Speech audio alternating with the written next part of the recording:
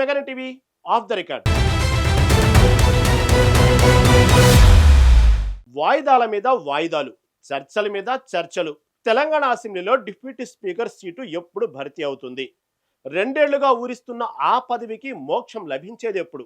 అభ్యర్థిని ప్రకటించిన ముహూర్తం ఖరారైన సభలో ప్రకటన మాత్రం రావడం లేదు. కాంగ్రెస్ అధిష్టానం నిర్ణయానికి ఆశావహుల ఆశలకు మధ్య ఎక్కడ గ్యాప్ వస్తుంది? మంత్రి పదవి కావాలా? డిప్యూటీ స్పీకర్ పదవి సరిపోతుందా? డోర్నకల్ ఎమ్మెల్యే రామచంద్రు నాయక్ మనసులో ఏముంది? ఈ బడ్జెట్ సెషన్లోనైనా ఆ సీటు భర్తీ అవుతుందా లేక మళ్ళీ వాయిదా పడుతుందా?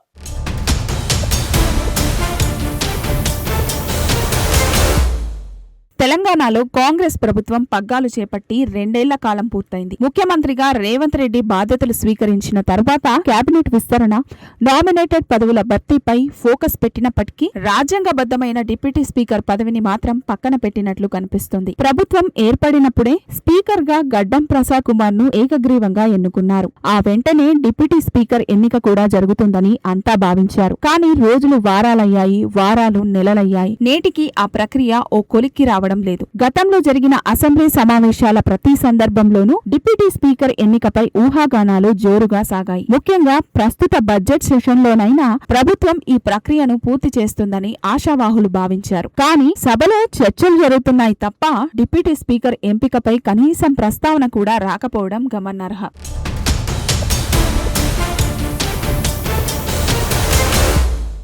అయితే ఈ జాప్యం వెనుక బలమైన రాజకీయ కారణాలు ఉన్నాయనేది విశ్లేషకుల అభిప్రాయం. ఒకవైపు కేబినెట్ విస్తరణ పెండింగ్ లో ఉండటం, మరోవైపు ఆశావాహుల సంఖ్య ఎక్కువగా ఉండటంతో ప్రభుత్వం ఆచితూచి అడుగులు వేస్తుంది. ఆ పదవిని ఒకరికి ఇస్తే మరొకరు అసంతృప్తికి లోనయ్యే అవకాశం ఉందన్న ఆలోచనలో హైకమాండ్ ఉన్నట్లు తెలుస్తుంది. ప్రస్తుతం స్పీకర్ అందుబాటులో లేని సమయంలో ప్యానెల్ స్పీకర్లే సభను నడిపిస్తున్నారు. దీనివల్ల సాంకేతికంగా ఇబ్బంది లేకపోయినా రాజ్యాంగబద్ధమైన ఒక ఉన్నత పదవిని ఖాళీగా ఉంచడంపై ప్రతిపక్షాలు విమర్శలు గుప్పిస్తున్నాయి. ప్రతిపక్ష బీఆర్ఎస్ ఇప్పటికే ఈ అంశంపై ప్రభుత్వాన్ని నిలదీస్తుంది. గత ప్రభుత్వ హయాంలో పదవుల భర్తీ వేగంగా జరిగిందని, కాంగ్రెస్ హయాంలో నిర్ణయాధికారం లోపించిందని వారు ఆరోపిస్తున్నారు. సభను పూర్తి స్థాయిలో నడిపించడంలో ప్రభుత్వం నిర్లక్ష్యం వహిస్తుందని విమర్శిస్తున్నారు. అయితే అధికార పక్షం మాత్రం తగిన సమయంలో సరైన నిర్ణయం తీసుకుంటామని సమాధానమిస్తుంది.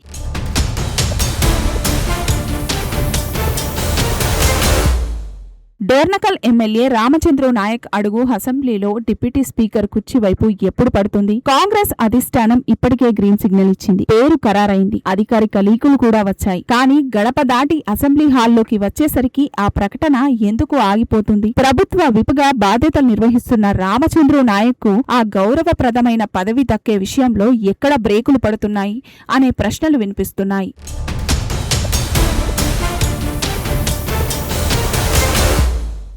మహబూబాబాద్ జిల్లా డోర్నకల్ నియోజకవర్గం నుంచి తిరుగులేని నాయకుడిగా ఎదిగిన రామచంద్రు నాయక్ కాంగ్రెస్ పార్టీకి అత్యంత విశ్వసనీయుడు. ఉమ్మడి వరంగల్ జిల్లా రాజకీయాల్లో తనకంటూ ఒక ప్రత్యేక గుర్తింపు తెచ్చుకున్న ఆయన గిరిజన సామాజిక వర్గం నుంచి బలమైన నేతగా నిలిచారు. గత అసెంబ్లీ ఎన్నికల్లో డోర్నకల్ గడ్డపై కాంగ్రెస్ జెండా ఎగరవేసి తన సత్తా చాటారు. ఆయనకున్న అనుభవం, పార్టీ పట్ల ఉన్న విధేయతను గుర్తించిన అధిష్టానం ప్రస్తుత ప్రభుత్వంలో ఆయనకు ప్రభుత్వ విప్ పదవిని కట్టబెట్టింది. తెలంగాణ అసెంబ్లీ స్పీకర్ గా గడ్డం ప్రసాద్ కుమార్ బాధ్యతలు చేపట్టాక ఖాళీగా ఉన్న డిప్యూటీ స్పీకర్ పదవిని భర్తీ చేయాలనే ఉద్దేశంతో ముఖ్యమంత్రి రేవంత్ రెడ్డి నేతృత్వంలోని ప్రభుత్వం కసరత్తు ప్రారంభించింది. ఇందులో భాగంగా రామచంద్రు నాయక్ పేరును అధిష్టానం ఎప్పుడో ఖరారు చేసింది. సామాజిక సమీకరణలు, ప్రాంతీయ ప్రాతినిధ్యం మరియు సీనియారిటీని దృష్టిలో ఉంచుకొని ఆయనకే మొగ్గు చూపారు.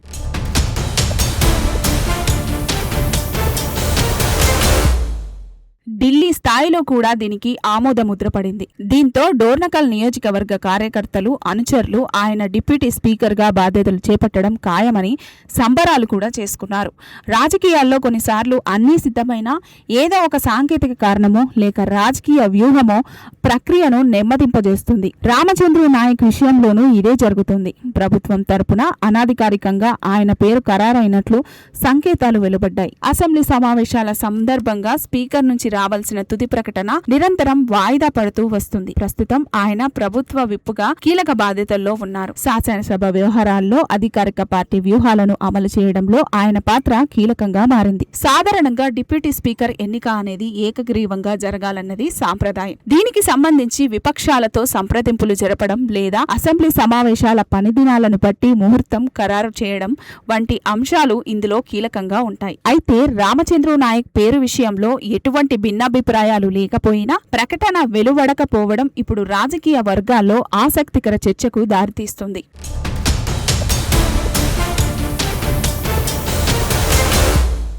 ఈ జాప్యం వెనుక బలమైన రాజకీయ సమీకరణలు ఉన్నట్లు తెలుస్తుంది. తెలంగాణ కేబినెట్ లో లంబాడా సామాజిక వర్గానికి ఇప్పటి వరకు ప్రాతినిధ్యం లేదు. దీంతో ఆ వర్గం తీవ్ర అసంతృప్తితో ఉంది. రామచంద్రు నాయక్ సైతం తన సామాజిక వర్గ కోటాలో మంత్రి పదవిని ఆశిస్తున్నారని సమాచారం. ఒకవేళ డిప్యూటీ స్పీకర్ గా బాధ్యతలు చేపడితే భవిష్యత్తులో కేబినెట్ విస్తరణ జరిగినప్పుడు తనకు మంత్రి పదవి దక్కే అవకాశం ఉండదని ఆయన ఆందోళన చెందుతున్నట్లు రాజకీయ వర్గాల్లో చర్చ జరుగుతుంది. లంబాడా సామాజిక వర్గం నుంచి కేవలం రామచంద్రు నాయక్ మాత్రమే కాదు, దేవరకొండ ఎమ్మెల్యే బాలు నాయక్ కూడా మంత్రి పదవి రేసులో ఉన్నారు.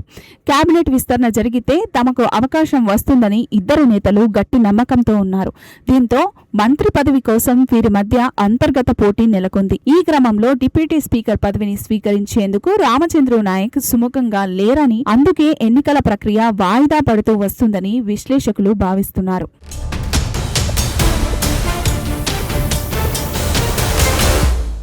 రామచంద్రు నాయక్ ఇప్పటికే విప్గా బాధ్యతలు నిర్వహిస్తున్నారు. అయితే ఒక సామాజిక వర్గానికి ప్రాతినిధ్యం కల్పించే క్రమంలో పార్టీ తీసుకున్న నిర్ణయం ఆయనకు ఇబ్బందిగా మారిందా? అందుకే ఏడాది క్రితమే అభ్యర్థిని ప్రకటించినా ఎన్నికను వాయిదా వేస్తున్నారా?